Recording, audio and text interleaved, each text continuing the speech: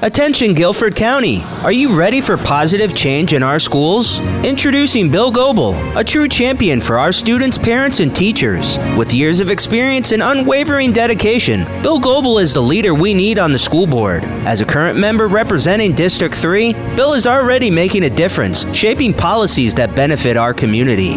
Vote for Bill Goebel for school board, and let's build a brighter future for Guilford County together. Paid for by the committee to elect Bill Goebel for school board. Coming up in this episode of Finding Common Ground. Is Trump on trial, or is the America democracy on trial? You know, in my lifetime, there's been a number of presidents. Harry Truman, would he have done something like this? The worst thing he ever did was cuss. Former President Trump's administration, he should get full credit for it. The things that didn't happen, he should get full blame for it. There are two sides to every coin. How do we deal with racial issues when they affect relationships? Finding common ground on all those issues that we come against. There's black and there's white. And I think as Christians, we have to learn how to get together because we're not in heaven. I've met more interesting people just by God just bringing them in. Republicans and Democrats. But a lot of times, when it comes to race and it comes to culture and it comes to perception, even as Christians, we don't always understand.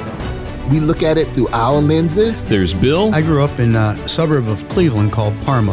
Any black people in Parma? There was not one. Not one black person, Not Bill? one. Come on, Bill, you got to have one. A Nope. token black person? A token? And there's Odell. I grew up in Charleston, South Carolina, public housing, single mom, divorced single mom of 4 kids, and I came up through segregation and all that kind of stuff. If a black person drove through the town, the police would stop and escort them out. Bill and Odell are finding common ground. A part of what we have to do is listen to each other, find the common ground, and question, not questioning you like you're on a witness stand, but questioning you for a better understanding. Dear Heavenly Father, just thank you for safe travels to Orlando to the national meeting for the Boy Scouts. Give me safe travels home. I have a 5 a.m. flight tomorrow, so let me get that on that and be back home at a reasonable hour. Amen.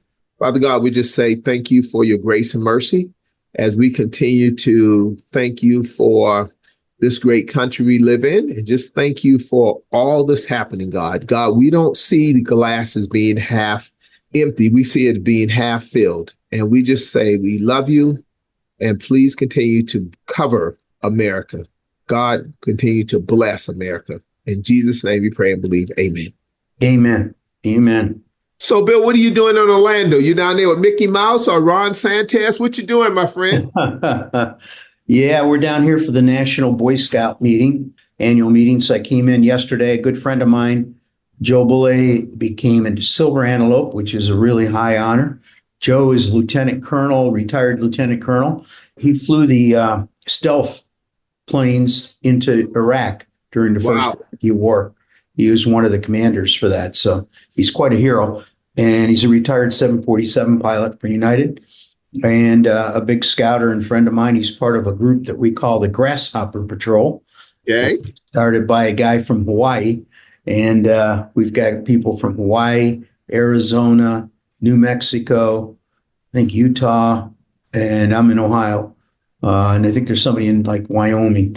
So we get together at these meetings and we sit together and we have a patch. Got to have a patch, right? You're in Scouts. Have a patch with a grasshopper on it. One of the guys was an architect that did architecture for all the Indian schools, which was kind of cool. So his nickname is Sketch, and Joe's nickname is Stealth. My nickname is Polaris, and we have other. The guy from Hawaii's nickname is Grasshopper. So that's. Well, we know some names you can't say on public podcast. Question for you. I heard some good things. I heard about a name change and I heard about a special speaker there. What's going on? Yeah, we're still known as the Boy Scouts of America, but we're doing business as Scouts America.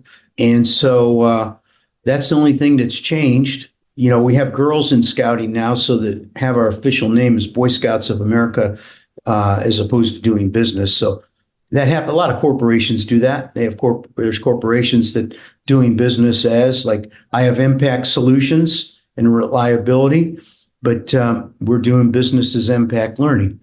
So Got it.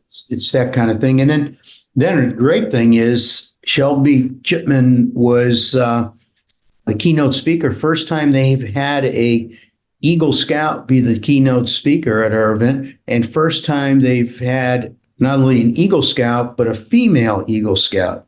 And she talked about Mike Massinger, who's her Scoutmaster, who's a friend of both you and I. Yeah, Mike's a good man.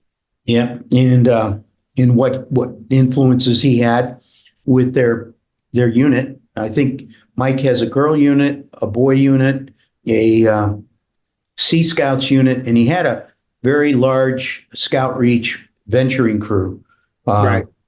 But that turned into the Black Suit Initiative, as you know that. Uh-huh. So it was it. It was exciting. I'm going back over for another dinner tonight with one of the grasshoppers is getting the Silver Buffalo, which is the highest award scouting can give out. Give you an example, people have had it. Teddy Roosevelt, Neil Armstrong, Jerry Ford, the president. Bill Goebel? No, not Bill Goebel. I've got Silver Antelope, and that's plenty. Well, hey, we had a great time this weekend at the fundraiser, Kentucky Derby, where is it Mystique Dan won, and I think the 150 Kentucky Derby in the 3-horse photo finish. I had a ball, man, and you all did such a great job. And just the guy won, the horse won by a nose. That's the first time thinking about it. But hey, you did a great job. Yeah, it did. Dory did a lot of the work and the people, so that they get the credit. We had a record number of people. Last year we had 97. This year we had 132. Wow. So we went up pretty big, and the venue can hold 350. So hopefully we can fill it up, and that would be great. Hey, the venue was great. And again, I had a chance to talk to the mayor of Greensboro, North Carolina, and she was sharing with me about 2 weeks ago that she wouldn't be running again. And she finally made the official announcement last evening that she wouldn't be running again for mayor. So we're going to have a new mayor soon when her term is up. Are you going to be running for mayor, Mr. Goebel? I'm running for school board in November. I don't even know when her election is. Is it 26? Yep, in 26. So, that's going to be interesting. Yeah, it's going to be interesting. So we'll get on the school board and see how that goes. Got it. So question for you too. A lot's been going on with the Trump trial, as you know, and I know. And on the last show, we told everybody to look out for Hope Hicks, her testimony. But boy, Stormy Daniel came to the show, and Stormy is taking everything by storm. No pun intended. Well, you can't make this stuff up. It's unbelievable. Well, think about it, though. Think about it. Because our boundaries are, we're not going into former President Trump's personal life. But we will say this is that I've said for a couple of years now that I believe that we have better candidates in America running for president than former President Trump and current President Biden. Bill, what do you think makes one man or woman not run for these offices? Because we can do better than these two individuals. Yeah, I think what happens is people get into power like they do, and they just push other people away. Donald Trump wasn't going to let anybody run. I mean, Nikki Haley was a pretty good candidate. I thought so. I think so. She didn't make it. And, the way the system's set up, if you get the Trumpers, they're a solid 20%. And then you add 8 or 9 candidates and they break up the other 80%, and Trump gets the full 20%, he's going to get elected. He may not be the best candidate, but that's how it works. And then Biden felt that nobody could beat Trump except him. Which is not true. As a Democrat, I'm saying that's not true. I don't think President Biden is our better candidate, to be honest with you. Who would you pick? I don't know. But I think somewhere in America, we have a better person who can run for president of the United States as a Democrat than President Joe Biden. Well, That's what I do believe. you may be right. Governors tend to be a good area for presidents to come out of because they've run a state, and as opposed to say the Senate or the House, you know. So I would think if you look around at some Democratic governors, you might be able to find a couple good candidates. I do believe whoever we have, we should have a business person. Some of the policies that Trump did were good. His drama is the problem, the big drama. Yeah, Big I agree. I thought his business policies was very good. I thought they were very good. But I just think that, like you said, when does a showman stop showing? Here's the thing. Were they his policies, or were they his staff's? Well, I look at, if you're asking me the question, I believe everything rises and falls on leadership. I think that everything good that happens on a leader's watch, he or she should get credit for it. I think everything bad that happens on a leader's watch, he or she should take part of the blame with it too, because the buck stops there. So in my mind, all the good things that happened under former President Trump's administration, he should get full credit for it. The things that didn't happen, he should get full blame for it because he's the leader. Same thing with President Biden. The good things that happened, he should get full credit for it. All the bad things that happened, he should own up to it, because you can't say that the border crisis, which is horrible, it says that's because of the Trump administration. No, he's been in there long enough. So I just think that we as a country, we deserve better than a President Biden or a President Trump. That's my personal belief. But again, who's listening to the good looking black man? Well, I am. Okay. Well, let me ask another question. One of the things that, as a school board member, one thing that the governor of North Carolina, Governor Cooper, is saying that North Carolina governor says voucher bills let wealthy people pick up a government check. What do you think about that? Because he's saying that the way we structure it now, you could be wealthy and get a voucher to send your kid to school for little or nothing. I think there's an income level on the voucher. So I think if you make over 150,000, it's adjusted down the amount. But the interesting two things about vouchers. One is we need to put some ability to monitor people that are using the vouchers and how those schools are performing with those vouchers. So, Ohio's had them for a number of years, and they didn't have a lot of guidelines. And so they found, and this might have been an isolated case, but they found there were 60 vouchers in their school and there are only 50 kids. And whoa. No. Wait a minute. I grew up on the dirt roads of South Carolina, and even someone from the dirt roads of South Carolina understand 50 from 60 leaves 10. So What happened to the other 10 vouchers, Bill? I don't know. They maybe moved out of state. Who knows? Here's a question. If a kid go to school and they get a voucher and they leave and come back to the public school, what happens to that voucher money? I think there are all kinds of questions that we need to get resolved before we go ahead and start spend a lot of money on vouchers. When we do vouchers, which I think eventually we will, it shouldn't come out of public school funds. It should be a separate fund because we've underfunded our schools for decades in North Carolina. We're ranked 47th in the country. For example, we spend $42 million a year on charter schools. That was a budget ago. It might be higher now. And that would be enough to give our teachers a nice salary increase. Wow. And so, if you want to send your kids to charter school, have at it. If you want to get vouchers, have at it. But we got to have guidelines and protection. If you want to send your kids to a private school, whether it be a religious-based or just a private school, have at it. I'm in favor of all those. But, when it comes to public school, I like to protect our funds because we're so underfunded. So we've got a lot of work to do there. So do you think that rich people who pay taxes shouldn't have access to vouchers? I think that's a good question. I think if you're going to make the law and you're going to make it say at 150,000 and somebody has a smart tax person and they're making $5 million and their tax return shows that they aren't, how do you regulate that? How do you control that? So I think setting an income, you get the same thing with grants for college. Yeah. You turn in your tax return and they look at it and they say, okay, you're going to get this much money. Well, just so you know, you're a Republican, you're independent. From a Democratic perspective, let me just read something with the governor of North Carolina. And understand now, it's all about politics because it's a big race this year between Lieutenant Governor Mark Robinson and the other gentleman. Oh, his name escapes me. That's not good. Josh Stein, right?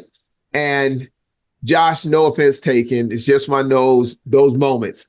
And the governor Cooper is a big fan of Josh Stein. So the governor says that Governor Roy Cooper calls for investment in early childhood, pre-K classes, and K through 12 public education, while lambasting a bill that would direct nearly $500 million more this year and next toward expanding the state's K through 12 private school voucher program. He says this means that wealthy people can go down and pick up a check, Cooper said in a speech to early childhood education leaders and professionals at the 2024 Smart Start Conference in the Corey Center. He spoke at the conference just prior to touring Smith High School to celebrate Teachers Appreciation Week, call for a statewide teachers pay raise, and highest how strong schools build strong communities. And this is the interesting thing, Bill, about it. He said, among the new applications, those in the lowest family income category got priority, while many middle class and upper class families were relegated to the wait list. But he was just talking about legislation passed by the General Assembly in 2023, expand funding and open up the voucher programs to families of all income level with no upper limits, and to students who have never attended public school. Applications surged sixfold, outpacing the additional dollars the legislation had approved for the program this year. So it's on and popping, my friend. It is on and popping.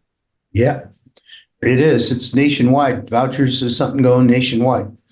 I remember in Parma, I was driving by the Catholic high school, or Catholic grade school that I went to for a couple of years, and there was a big sign on the building, "We take your voucher." Wow. Yeah, and I don't think there was a religious tag to it. So I said, right, take your voucher. And, so people obviously were paying for their kids to go to Catholic school, and now they could turn the voucher in and save that money. Hey, do we have a ceasefire? Do we have a ceasefire by Hamas and Israel? I don't know. I heard that Biden administration is slow walking the ammunition to Israel to get the settlement. So we'll see what happens there. Wow, I didn't hear that. I didn't hear that at all. But I have another question, and then we're going to move toward close. Bill, can a liar ever tell the truth? Let me explain. We have Michael Cohen getting up, and he's going to testify.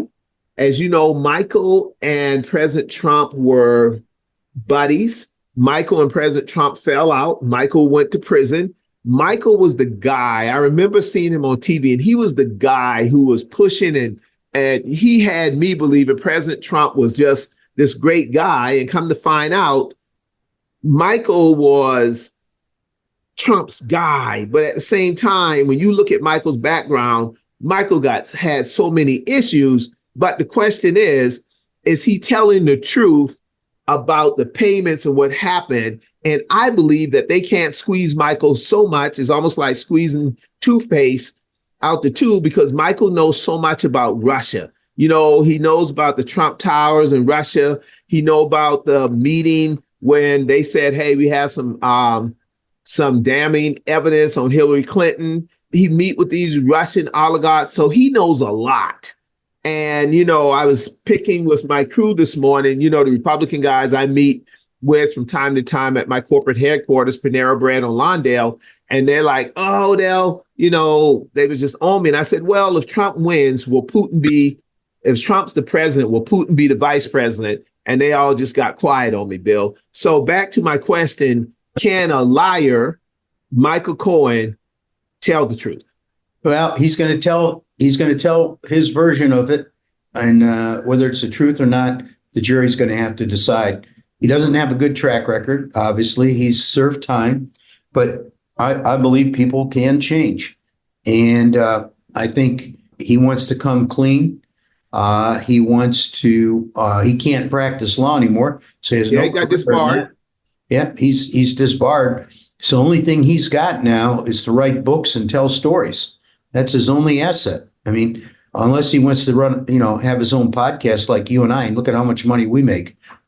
Come on, man. Can you see Michael Cohen, Stormy Daniels, and what's the other young lady's name? I don't forgot. It's just so much. The Playmate. Yes, exactly. Well, his job was the fixer. He was the fixer. He was Trump's pit bull. He was just that guy. And, when I went back and did my research, hey, he used to be a Democrat. He was a Democrat before 2002. Then he was a Democrat in 2004 through 2017. And I think he changed to be a Republican because he fell out with the Democrats. But it's just interesting how the guy, man, he's been through a lot messing with Trump. But it's almost like right now, he's not playing with Trump. He got disbarred again, as we know. He was the vice president of Trump Organization and the personal counsel for Trump. He was the co-president of Trump Entertainments. And I think he used to sit on the board of directors of Donald Trump Jr.'s nonprofit. And this guy, listen, he was good until he took his personal money and paid off Stormy Daniels. And then they had to pay him back. And now they have copies of checks where they paid him back and all this kind of good stuff. And it's just a complicated relationship, man, And you had my girl Hope Hicks up there crying on while she was testifying. It's just a lot going on. It's a lot going on. I think the perfect name for their podcast should be the Michael and Stormy Show. Man, listen, we all make mistakes. Let's first and foremost say that. But I always say to my sons that the cover-up is worse than the crime. Case in point, in 2018, May of 2018, he pleaded guilty to 8 counts of campaign finance violations, tax fraud, bank fraud, campaign finance laws, but he said it was all under President Trump's direction. He got in trouble for lying to the U.S. Congress on committees about efforts to build a Trump Tower in Moscow. In December 2018, 3 years in federal prison and orders to pay $50,000 in fine. He got disbarred in February 2019 in New York. May 2019, he reported to federal prison. November 2021, he completed his sentence and he's out. Now, earlier in 2019, Cohen sued the Trump Organization for failing to pay him his reimbursement for his legal fees. Then July 2023, the parties reached a settlement ahead of the planned trial. Early 2023, Trump sued Cohen for breach of his legal trust. In October 2023, Trump dropped the charges ahead of a planned deposition. So anything that came down to Michael said, okay, now you don't want me to talk about Russia. And all of a sudden things went, that's my words, and things went away. So is there honor among thieves per se? Well, I think what's the advantage of him to lie right now? What's the advantage of Stormy to lie? They said they had to tell Stormy to pipe it down because she was telling everything. Stormy's like, listen, I'm telling it all. I'm crying. I'm singing like a bird in prison. She telling it all, more than she needed to tell, in my opinion. Because again, do you think Trump's going to get convicted? Oh, no. Come on, Bill. Huh? Like we say in the Black community, ain't nothing gonna happen to Trump. Ain't nothing gonna happen. Here's what I asked. I asked a judge last night at the Boy Scouts as we were having our fire pit roundtable. He said there's going to be one juror that's going to hold out. It's going to be a hung jury, and that person's going to be able to write a book. Yeah, of course. Listen, Karen McDougal got $150,000, right? That's the name we were talking about earlier. Yeah. Stormy got $130,000. Okay. But the bottom line is, Bill, if you will allow me to put on a higher level, is Trump on trial, or is the America democracy on trial? Meaning that if we say that what Trump did or didn't do. The shell company, I think the name of it was Revolution Consulting LLC out of Delaware, the shell companies that Cohen made to funnel money in and out of. But it's not Trump on trial. It's us as a people.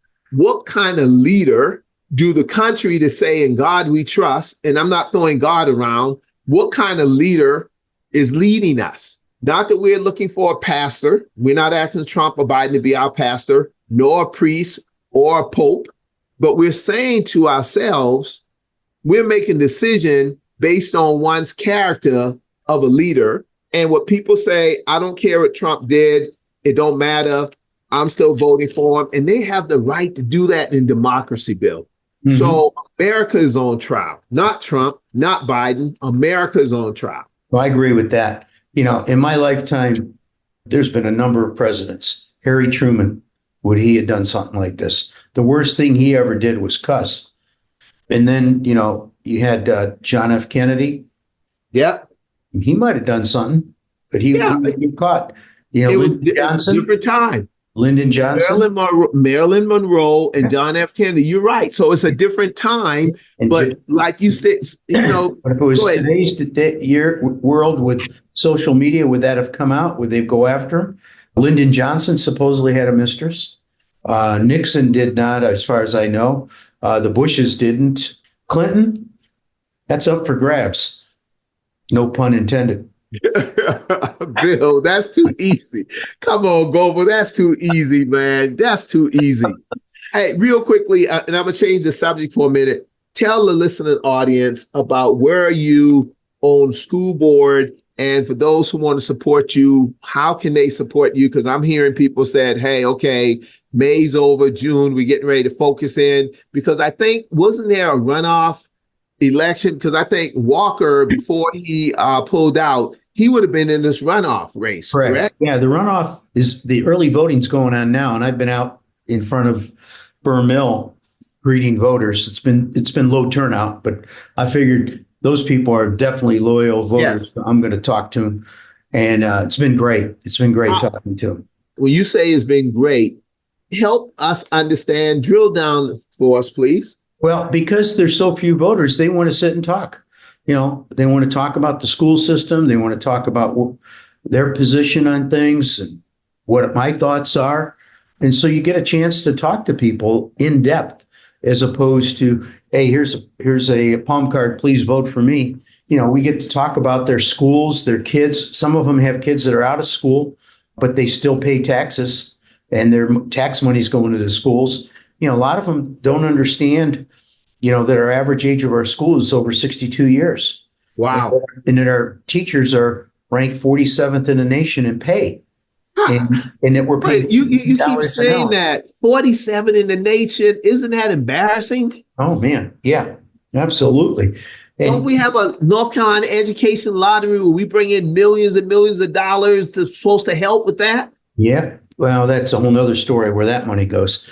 But, you know, we have nice conversations. So, and my viewpoint is I don't ask them for money. I said ask them for their vote and to tell their friends to vote for me. And that's all I ask. But, you know, yes, we're running a campaign. We can always use funding. If they want to fund, they can go to my website, www.globalnc, like North Carolina.com. You can make a contribution, $5, $10, whatever you can do will help. And do you have to be in your district? Do you have to be in your district to support you? Do you have to be in the state of North Carolina? No, you don't have. What's the highest amount one can give? I think around $6,200. And we've gotten contributions from California, Virginia, trying to think some of the other states that have come in. And then we've got most of them come from North Carolina. And our goal is to raise 2,000 yard signs, put 2,000 yard signs out. And to give you some dimension of that, I've been asking around to people that have run, and I said, how many yard signs did you use? And most of them, the most they've done is 250.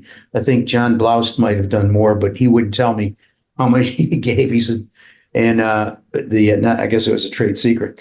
But I went ahead and bought 500, and I thought, holy cow, that's twice as much as most people. And I was talking to my buddy who's helped me with the the election, and he said, "How many yard signs you get?" I said, 500. He says, "I want you to get 2,000. Go get Wow. 1,500 and put them all over." So we're going to do that. And we've got some people donating billboards that I have to report on my financial camp. You got to report your finances, where you spend it, how you get it. Corporations can't give it to you. PACs can. So we haven't even had a fundraiser yet. And we raised 25,000.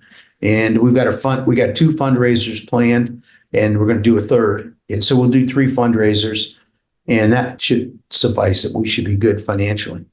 Well, I know you can't say the name of the person, but I heard that you got a crackerjack of a financial person who's just top drawer. How did you get the individual? I asked around in the state who was the best treasurer to handle my because it's complicated, but it's not. You got to know what you're doing.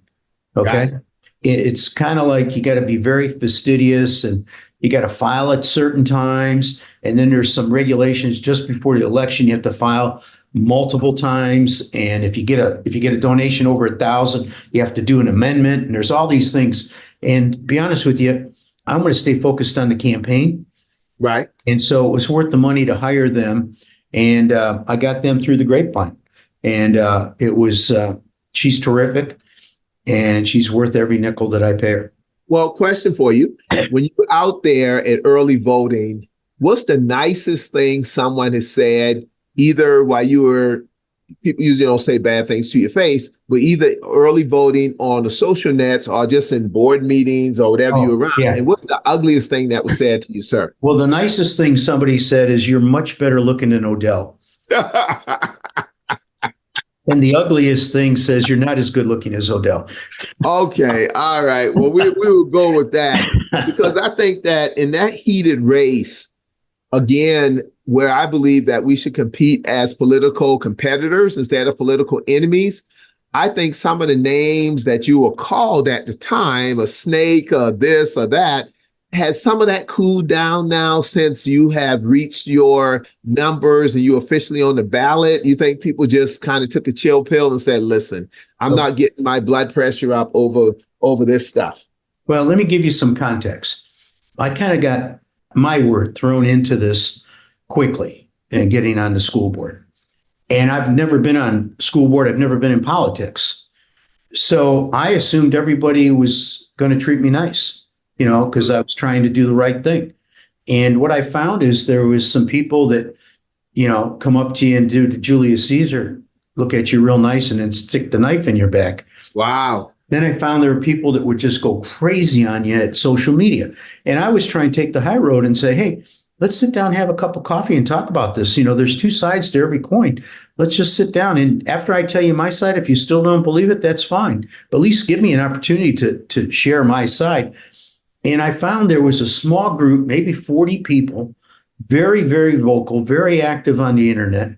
In fact, we had one lady that went around to all the town halls in my district. You're allowed to talk for 3 minutes in every town hall meeting, public comments. She would go and badmouth me. She had a speech that she would do. Wow.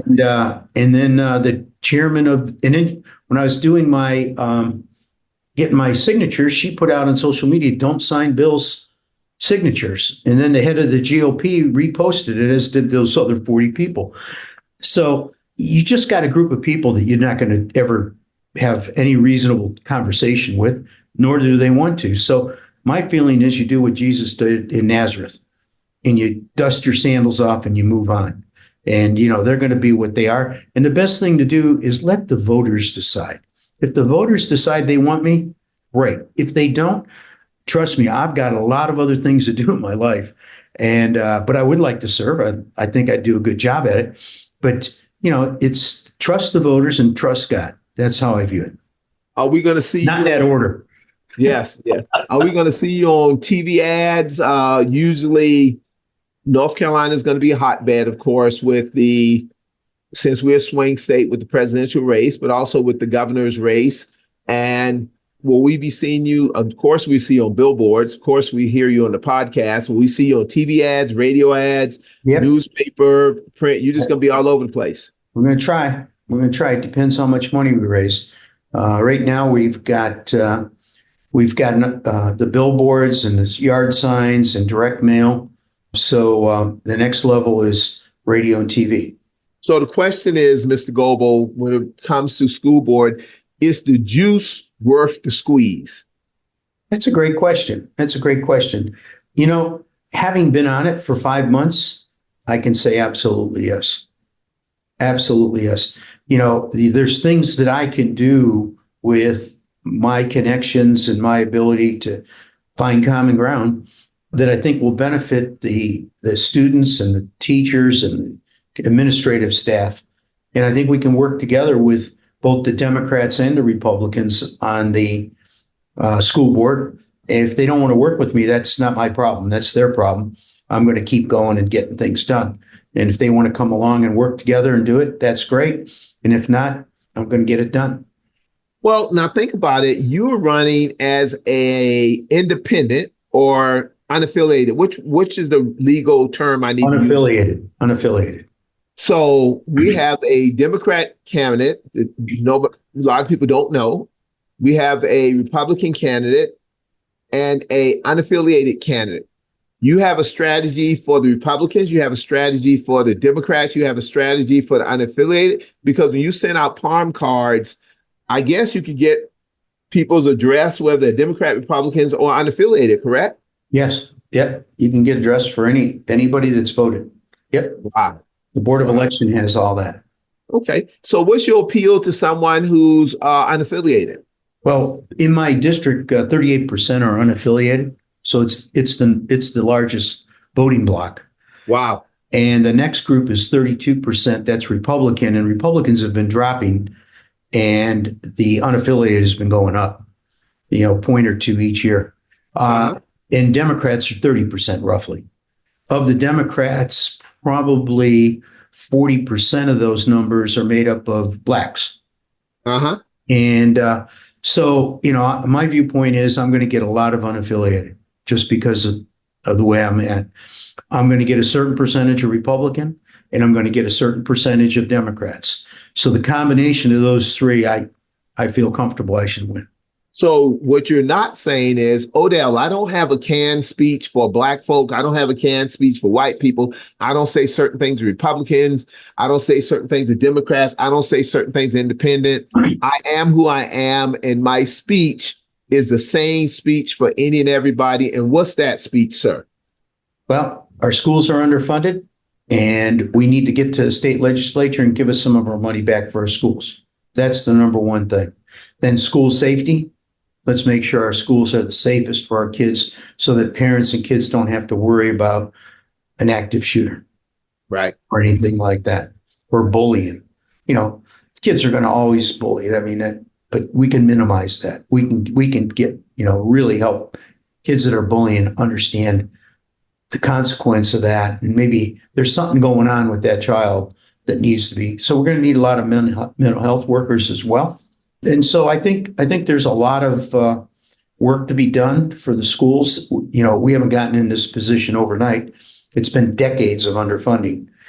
So, we've got a $2 billion school bond, and that's a great start. It won't solve all our problems. Probably going to need another bond down the road. But, $2 billion is going to help us get started really well. When you see these children and these families, Bill, we talked about the vouchers and, it's just really words on paper because it comes down to families. And some of these families are struggling, not that anyone's a victim, but education in my mind is the key that could unlock doors to change people's lives. Yeah, it is. It's the key to the future of America. And it's the key for people to get out of poverty. Okay. It's a way education is key to being successful in life and supporting your family, becoming a good corporate citizen, paying back and giving things. There's just so many things with education. Some of these stereotypes and biases that we see. When people are educated, they go, holy cow, I didn't know that. For example, about, I think, probably 5 years ago, I didn't know what redlining was. I never heard of it. Now I know what it is, and I go, it was horrible. And it caused all kinds of social issues. When I was at the Cleveland Youth Resilience Summit, they had a speaker talk about redlining in Cleveland. And that's where I grew up. And sure enough, she showed the outline for redlining. And then she overlaid poverty. She overlaid crime. She overlaid all the social, food insecurities, health issues, infant mortality, lifespan. I mean, it goes on and on. And it's all because we decided one time that we were going to start redlining and stop having people have home ownership. All right. We're going to turn the corner toward racing toward the finish line, because I know you're out in Florida hanging out with Governor Ron DeSantis and everything like that, and Mickey Mouse, and hopefully DeSantis and Mickey Mouse is made up. So we're gonna do like speed dating. I'm gonna ask you a couple things. You talked about bullying. One of the headlines says Trump fined $1,000 for gag order violation in hush money case. Judge warns of possible jail time. I hope and pray that the judge does not put former President Trump in jail. And what's your thoughts on that? He's not going to put him in jail during the trial. And that's because if he puts him in jail during the trial, it's going to delay the trial. And they're moving at really, really good speed to get this over with. Now, I think when he's done, he may give him trial time. Wow. Well, one of the things is this, down in Florida, in the other case with the secret documents and all that judge said, hey, we're not even going to do it. We're just going to delay it forever. But the second thing on our speed dating round is UAW membership overwhelmingly approved Daimler Trucks contracts. So when you start looking at companies like Freightliner, Thomas Built Buses, Western Star Plants, now all of a sudden, man, hey, listen, nearly 95% of the eligible United Auto Worker members employed by Daimler Truck North Carolina unit approved Saturday a new 4-year labor contract that has been tentatively agreed upon on April 26th. I remember years ago when I was in corporate America in management, one of the things that a lot of companies I would call on once I went into sales were the fact that they loved the South because we didn't have unions. What's your thoughts on that, sir? Well, I came from Cleveland, which was a union town. In fact, I worked as a part-time in a food store, part-time bagging. On Saturdays, they had baggers. And I had to pay the union. I was making, I don't know, $10 an hour. I had to pay the union for that. And I got no benefit out of it. I mean, that I was aware of because I wasn't full-time. So that always frosted my cake. And so I went down to the union. It was local 880. Went down to the union and went in and said, I explained the whole situation. I said, look, I'm a college student. I'm just trying to make, that $2.50 you're taking out of my pay, every paycheck, I could buy gas with it. That's a big deal to me. Right. And they said, sorry, that's the way it's set up. So I was anti-union because of that. I said, man, that just doesn't sound right.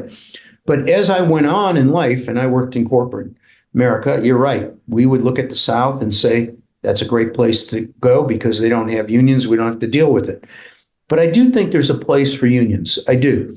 In schools? In public schools? Well, maybe, if unions have to work as a partner, not in being an adversary.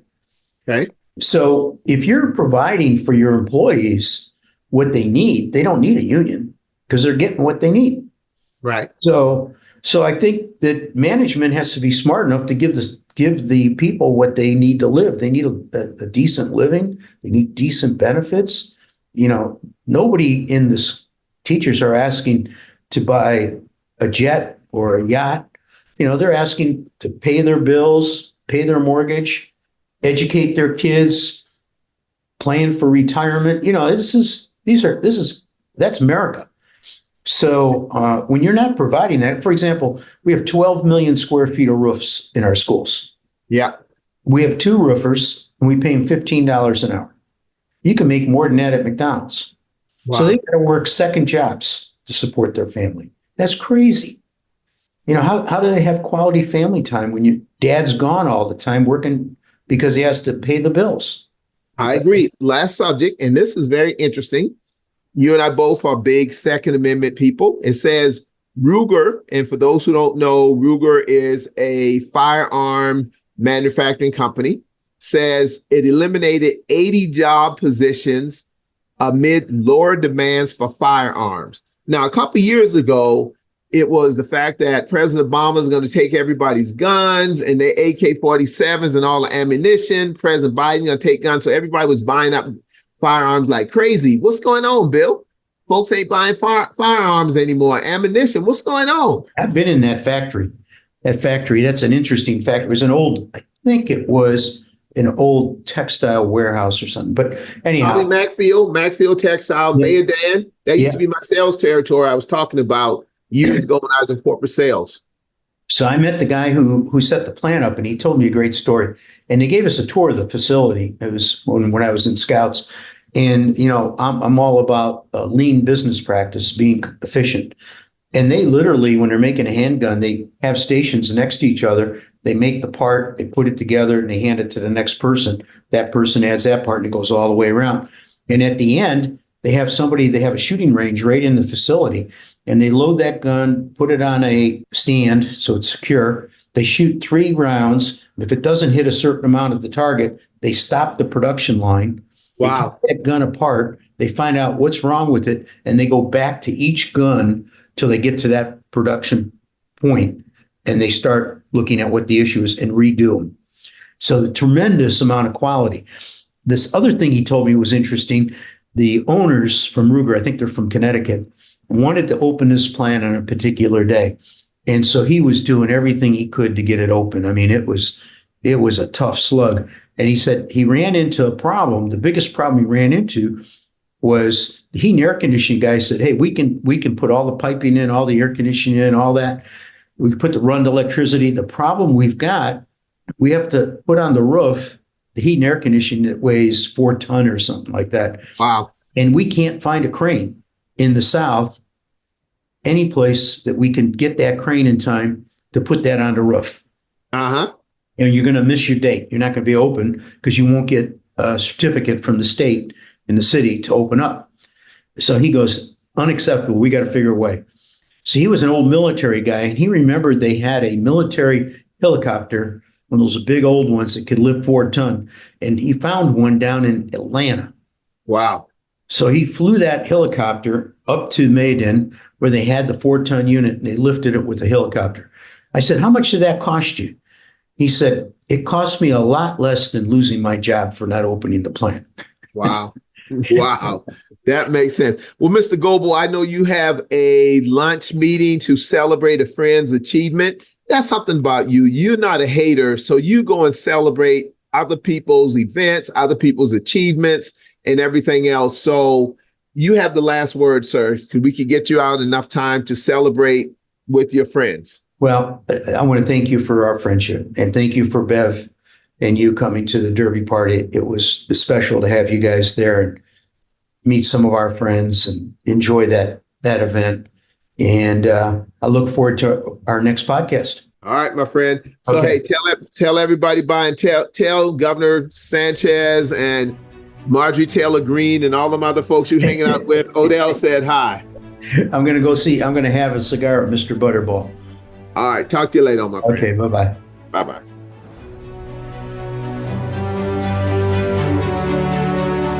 Find Bill and Odell online at thecommonground.show. This podcast is a production of BG Ad Group. All rights reserved.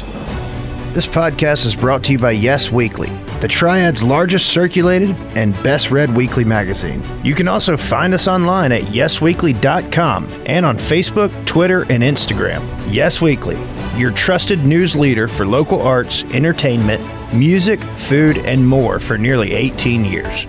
Whether you're a big, medium, or small business, managing and growing the bottom line is important. Focus CFO brings the experience and financial acumen of a Fortune 100 Chief Financial Officer to your company at a fraction of the cost. P&L help, internal reporting processes, or any business transitions or events. Focus CFO will help you and your team have a CFO in your company's back pocket. Focus CFO. Learn more